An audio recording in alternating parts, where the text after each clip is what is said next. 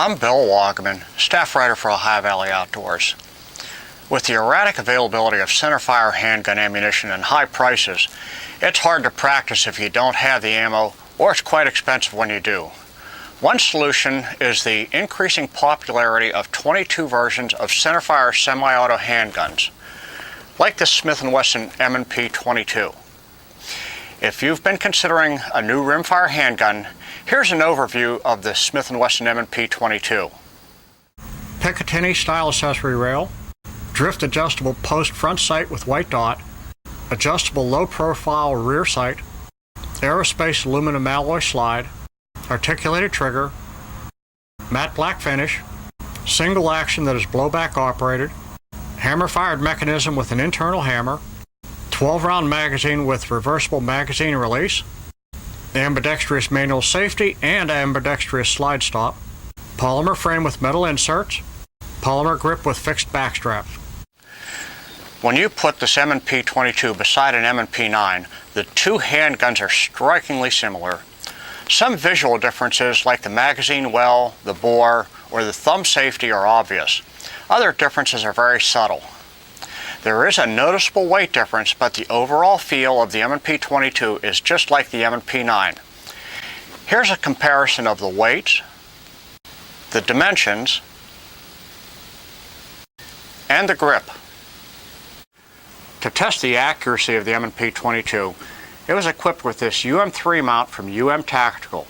It attaches to the rail under the barrel, wraps around the sides, and creates a rail on top. For optics, Bushnell's First Strike Reflex red dot was selected because of its lightweight, small size, and excellent optics. The UM3 could have been used to mount a regular red dot or a handgun scope, but those optics tend to be bulky. Tactical also makes a holster that can be used with the M&P22 equipped with any of these optics. Another mounting system that can be used on the M&P22 is this rail mount from Sight Mount.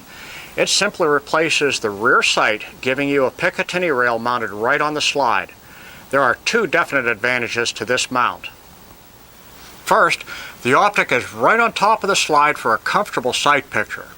Second, the sight mount is a notched rear sight with dots when used without an optic. Accuracy of the M&P22 was tested using 11 different cartridges from CCI,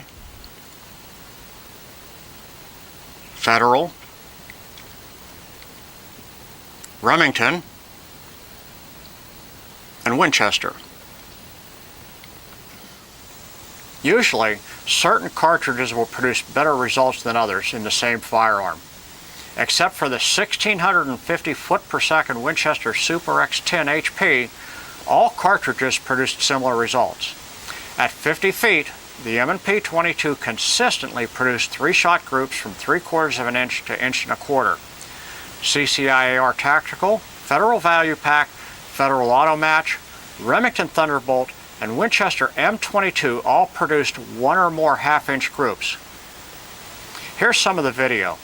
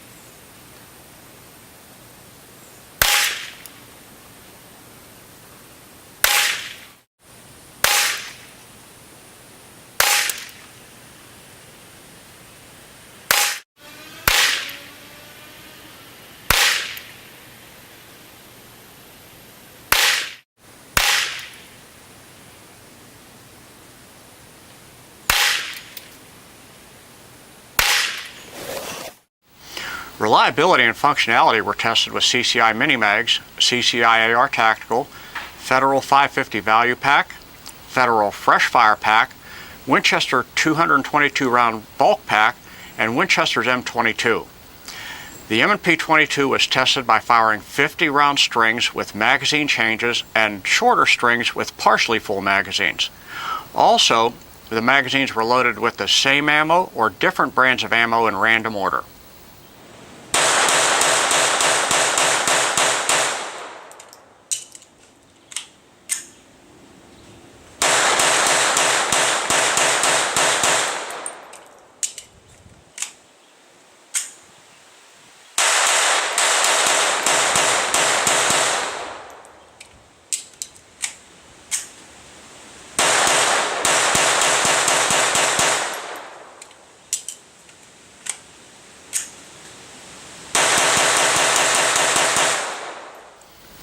The M&P22 functioned perfectly until the breech area in the chamber got so dirty that ejection problems started.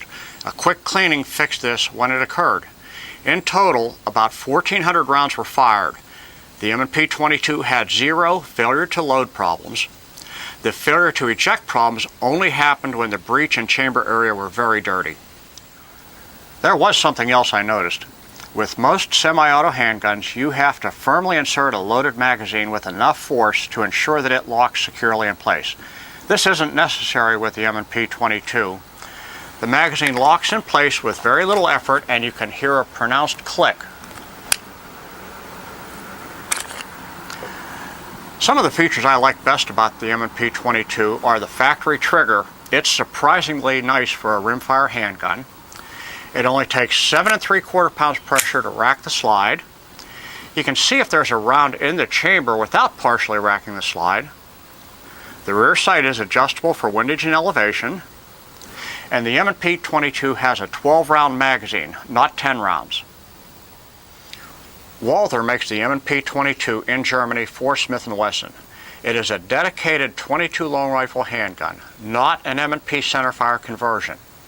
Except for the weight, thumb safety, and some subtle differences, the M&P22 and the M&P9 are very similar. So, who would like an M&P22? Anyone who carries a centerfire M&P for duty or personal protection, or a person who likes the look and feel of a polymer frame handgun but doesn't need the power of a centerfire cartridge. The M&P22 would also make an ideal handgun for new shooters, women, older adults, or anyone with limited strength. If you're looking for a 22 long rifle semi-auto handgun that is relatively accurate, reliable, not finicky about ammunition, and feels really good in your hand, you should consider the Smith & Wesson M&P22. With an MSRP of $419, it's reasonably priced and a lot of fun to shoot. For more information, check out Smith & Wesson's website at www.smith-wesson.com.